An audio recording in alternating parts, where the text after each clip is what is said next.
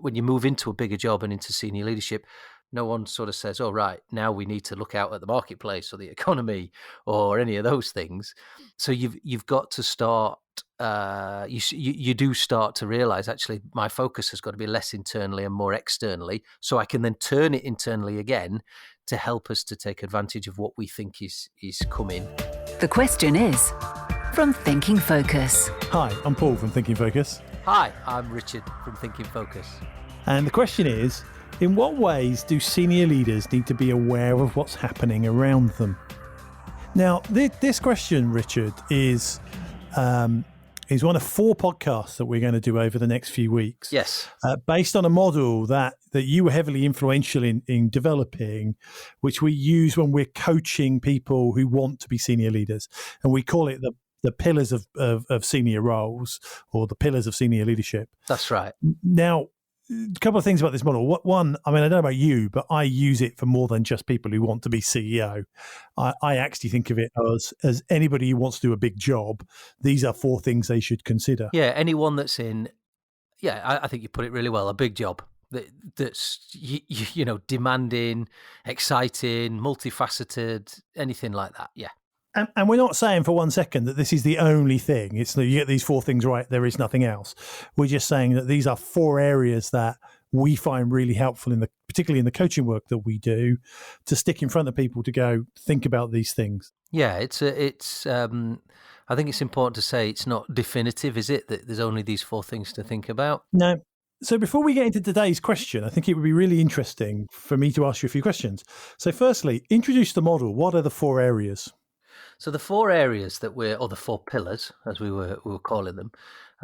Firstly, there's one about awareness, which is the one we're going to talk about today.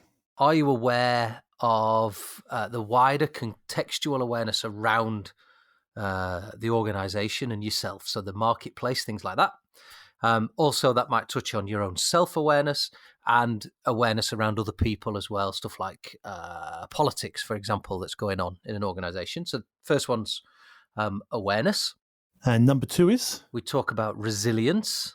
So something that affects all of us is our ability to be resilient.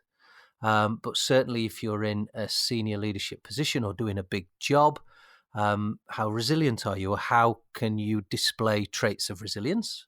Okay, that sounds interesting. And that's going to come up in a few weeks' time. We're going to do a podcast on that one. Yeah, certainly. Number 3? Cognitive ability. So this is about the fact that when you get into a senior leadership role, or as we've described it, you have a big multifaceted job, often it's not just about your technical ability that perhaps you had as a more junior member of staff. It's now more about your ability to use your thinking ability, your cognition, to see a bigger picture and think more strategically. Okay, sounds good. And you're going to join up with Ricky to do a podcast on that one. And so what's the last pillar? And the last one of our 4 is about your own personal life. So it's about understanding that if you have a big role, have a senior leadership position or a place on a senior leadership team, that will have an impact on all areas of your life. It's not just your job. Your job will bleed over into the other things that are going on in your life. And it's about being aware of that and finding some coping strategies for that. Okay, that sounds interesting as well. I might listen to that one myself. So where did this model come from? What inspired you to start thinking about this particular thing? Yeah, well, I'm really interested in sports and sports psychology. I played a lot of sport when I was a little bit younger. I'm still involved in sports coaching and around sports teams.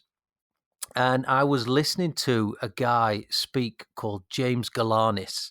James Galanis is an Aussie, and he is heavily involved in soccer in the United States. So he's coached players to reach, female players to reach the USA ladies national team. And of course, they are, they've won World Cups and gold medals and all sorts. They're sort of the standard, the gold standard.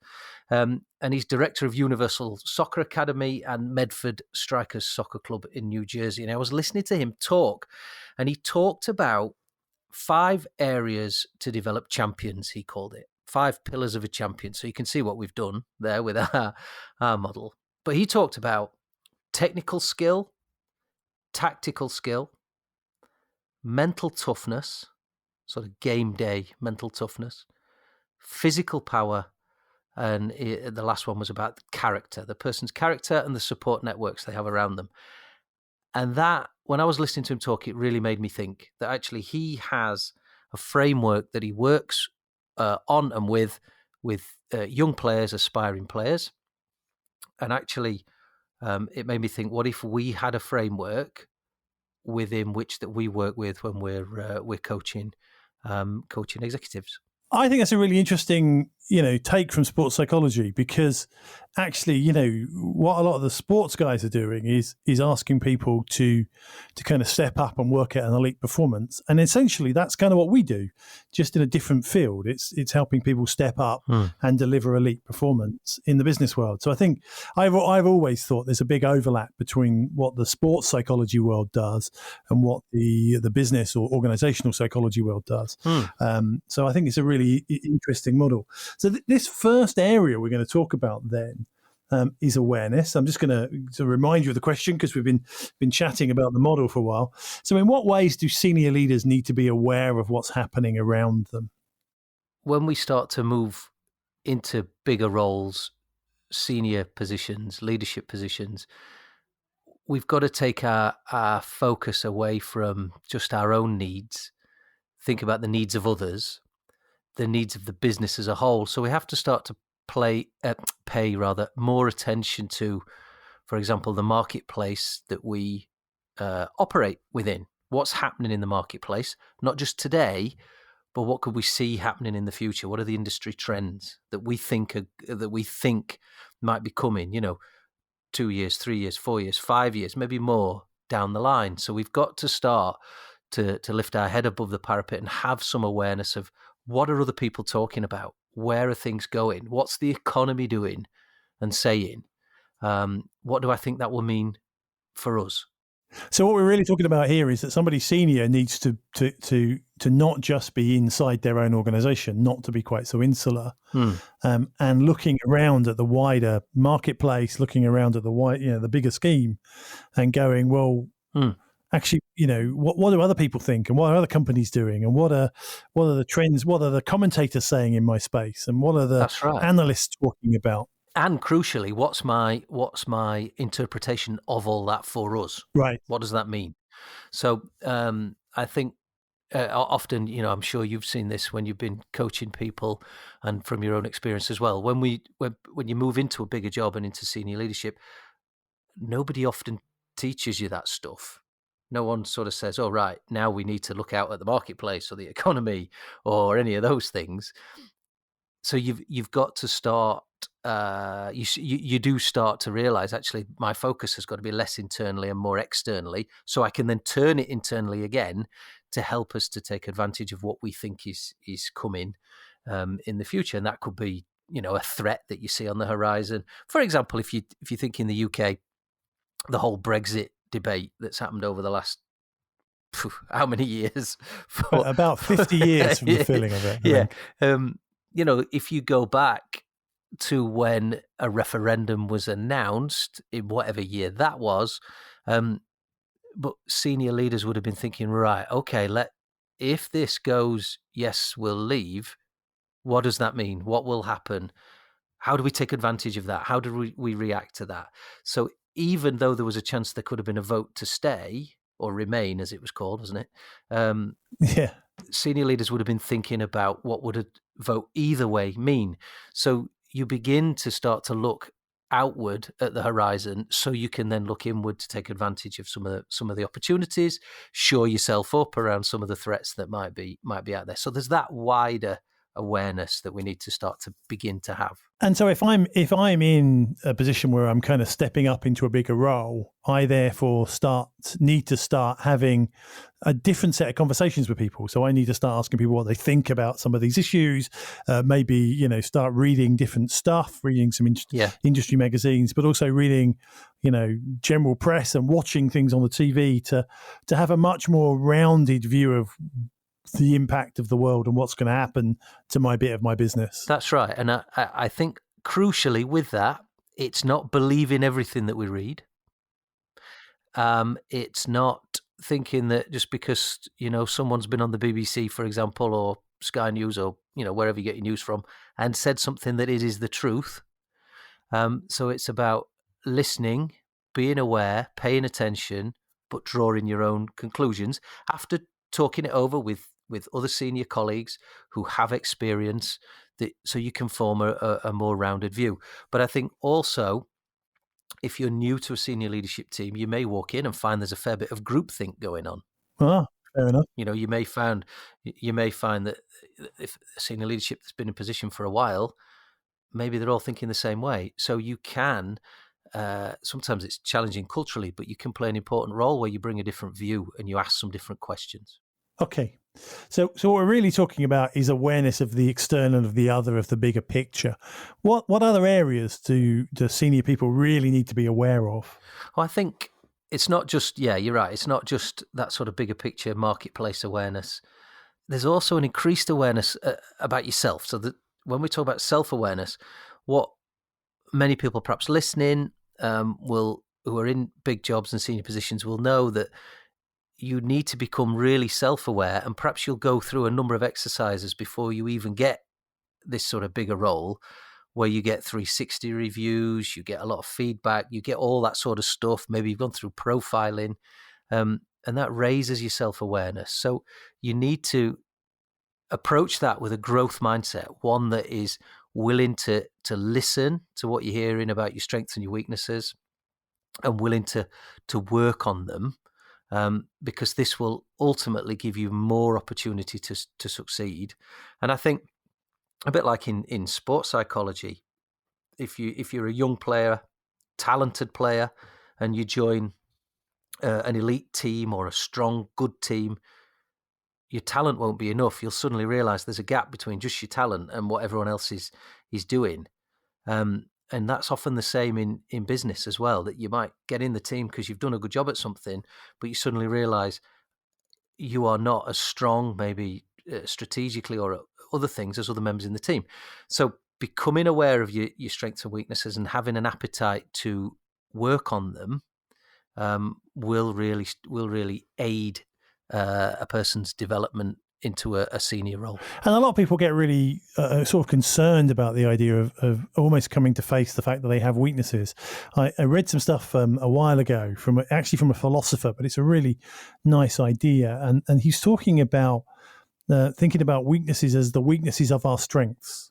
Yeah. The things that our strengths cause to happen that maybe aren't as good as some of the other bits that we have in our armory. And I guess if you get into a senior role and you're going to be moving at such a pace and working on something that's probably quite complex, being really aware of, do you know what? I'm not the best at that bit, and I actually need to outsource this bit or get some help or some support or double check this thing because this is in my blind spot or my weak area. But also knowing actually this is where I'm strong. This is where I can really play and make a difference. That's a really important thing, to have that level of awareness in a big job. Because we can't all be good at everything, and you can't be good at all areas of the role. So you're right. A way to help us succeed is to have more awareness of those things. The other thing with that is that often our greatest strength is also our greatest weakness. Yeah, very much. I think that's what he means by this kind of weaknesses of our strength. That they, I'm very detail conscious. I'm not, but you know what I mean. If I'm picking that as an example, I'm very detail conscious. Not. is an upside, but the downside of that means that I might actually just go through everything in far more granular detail than I really need to. Yeah, and it might slow us down when we need to speed up and all those sorts of things. I think the other thing about self-awareness is, as a leader, being aware of the impact that you have on those around you. So this is this idea that all leaders create a shadow, or all leaders leave or cast a shadow over the people that are following them. Yeah, that's right. And what's the impact of that shadow? And again, for lots of people, the impact of that shadow is a very positive one. But there will always be, as you just described it there, there'll always be a downside to it in some way. So, are you aware of that shadow? Are you aware of that impact that you have? Some people cast a very dark shadow as leaders, and that's obviously quite difficult and quite toxic for people to be around. But having the awareness that at least having the awareness that you cast one, and then beginning to think about what it means for others. Because even if it's not a toxic shadow, even if it's not a bad shadow, the reality is if you're moving at pace and you're passionate and you're keen and you're focused on what you want to achieve, that has an impact on the people around you that might cause them not to tell you the things you need to hear, might cause them to react to you in a different way, or the one that, it's probably come up with you, it comes up with me a lot when I'm coaching senior people, causes the people around them to react and jump as if everything they say is an order. Yeah. So it causes people to go running off in all directions when all that leader was really doing was trying to have a conversation or think out loud. Yeah. So I do come across that quite a lot. People read between the lines and get the wrong answer. But again, I have a part to play in that. If I'm doing that, if people are doing that around me, I can't just say it's them. That's part of the shadow I'm creating. I have a role in that. Maybe it's my communication, maybe whatever it is. It's for me, it's also an acceptance of when I step up into a more senior role, I haven't changed, but the reaction to me from people who know me has changed. Yeah. And therefore, I have to compensate for that. I can't just go, but I'm the same guy I've always been. No, that's it's right. like, yeah, but you're the same guy you've always been, but now with the power to fire people. And that changes everything. Now with a lot more power. Yeah. And that does change how people will react to you, will behave around you. Whether people will tell you the truth, whether they'll tell you what you need to hear, all that sort of stuff. So having an awareness of that shadow and the impact that you have on others as well would be the other thing under self-awareness that we talk about. And is there any more areas of awareness that we should consider while we're on the topic? Yeah, I think there are a couple. And again, this is not definitive, is it? But I think thinking certainly about emotional intelligence. Right. Definitely one. Many leaders are not as emotionally intelligent as they might be. Perhaps they don't read situations and people as well as they could.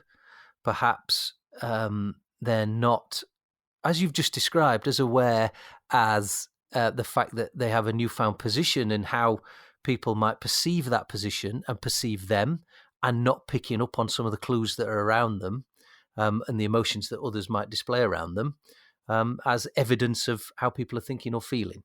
And again, if you're trying to move at pace, being able to spot those reactions, being able to spot who's on board, who's not on board, who hasn't quite clicked with the message is a really important part of a leadership role. And also having the emotional intelligence that your demeanor and your attitude, the way you show up every day, will affect other people. Yes, that old adage that the people around you go home the way with the mood that you came in with, sort of thing. Yeah, that sort of thing. Absolutely. Quite like that, yeah. So being aware. Again, I'll go back to sport. I've got a deep interest in cricket, and former England cricket captain Michael Vaughan, who won the Ashes, one of the best cricket captains we've ever had, said that half the role of being England cricket captain was acting. He'd got to act like he felt confident all the time. He'd got to act for the rest of the team in certain situations the team were in that he believed they would win and get out of it. And he didn't. He didn't believe that. But he'd got to portray that belief and that confidence so the rest of them would follow him. Otherwise, he knew they had no chance. Might be slightly different in business. I'm not sure it is that different. I think back to the start of the pandemic and some of the senior people that we work with across a number of organizations who publicly were very confident, very assured, and very, to their staff going, we've got this, guys, we can do this, we can put in all the right messages out. And then, but you could see occasionally having moments where they're going, oh, blimey, this is a complete unknown. What am I doing the right thing? Am I not doing the right thing? Should I do this? Should I do that? Absolutely. But if you think the lady that's, captain in the ship, if you think she's not 100% sure where you're going or how you're going to get there, exactly, you lose faith in her, don't you? So I think, certainly there's that parallel as well. So another thing, Paul, I've noticed a lot in the last sort of 12, 24 months working with senior leaders or people moving into senior positions is perhaps not fully understanding the game that's at play quite often around that senior table. So what the political sort of game I'm getting at here, Yeah. that actually there's always organizational politics, but quite often when you get to that level, it's not just about where's the organization going and what are we achieving or whatever. There's also sometimes people at that table where it's more about them. And when you're talking to that team or you're trying to influence that team, you've got to think slightly differently because there's multiple layers of what people require or want or motivation at play. Does that make sense? Yeah. Because the reality is at that level in an organization, you're dealing in a situation where there's probably 100 different things you could do. There's different ambitions. There's different expectations. There's, do we put this money into systems or people? Do we put this money into to something that's immediate, or do we put it into the long term? All of those things are playing out, which means there are going to be winners and losers. There's going to be compromises. There's going to be so politics has to play out in some of that, where you form coalitions and you work with other people and you do the right thing. And I mean, you're probably the same as me. I meet people all the time in their coaching who go, but that shouldn't happen. We should just do the right thing. Yeah, well, that's that. Absolutely. They say, well, that's just wrong. Well, that's not. And I don't. People will say, well, I don't like to get involved in that. And what we're not saying that you should get involved in that. What we're saying is you need to be aware that that is happening because it will enable you to plot a slightly different course in the way that you get things done. Yeah, and I think when people say they don't want to be involved in it, what they mean is they don't want to be involved in the bad politics. They don't want to be involved in the... They don't want to play games. The game playing. But actually good politics of creating coalitions and bringing people on board and taking people on the journey, all of that stuff is really healthy. And to ignore it at a senior level means you're never going to progress your own agenda. Because there will always be somebody else playing it, even if you're not. Yeah, so you need to be aware of it. I mean, there's one person that I've been working with quite closely for the last couple of years who found that when working with a certain group of senior leaders, found it very difficult. And actually, when we analysed it and talked about it, she always felt it was her. When we analysed it and talked about it, it was nothing to do with her. There was a game going on in that room. Yeah. And she was almost caught up in the game without knowing it. And it was nothing to do with what she had to say. It was to do with how they wanted to react to what she had to say. Do you see what I mean? So yeah, but you then go, actually, for that person to operate at that level, without the level of awareness of what's going on and without actually some political skills, makes it really hard to operate at a senior level. Hence why awareness becomes a really important pillar of our model.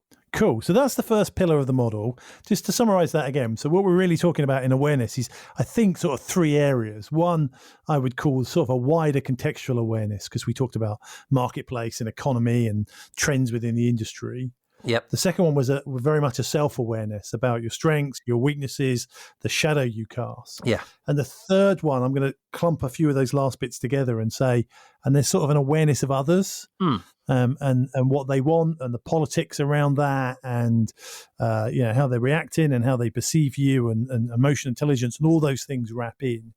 That says if you want to operate in a big job or you want to operate at a very senior level in an organization, you have to build and grow your awareness in these areas. That's right. Yeah, I think that sums it up nicely. Next time on The Question Is. If you'd like to know more about our Pillars of Leadership model, you can check it out on our website at www.thinkingfocus.com/pillars of leadership. That's pillars-of-leadership. To find out how Thinking Focus can unlock the potential within your organisation, go to www.thinkingfocus.com, where you'll discover more about the work we do, helping our clients increase productivity and enable change.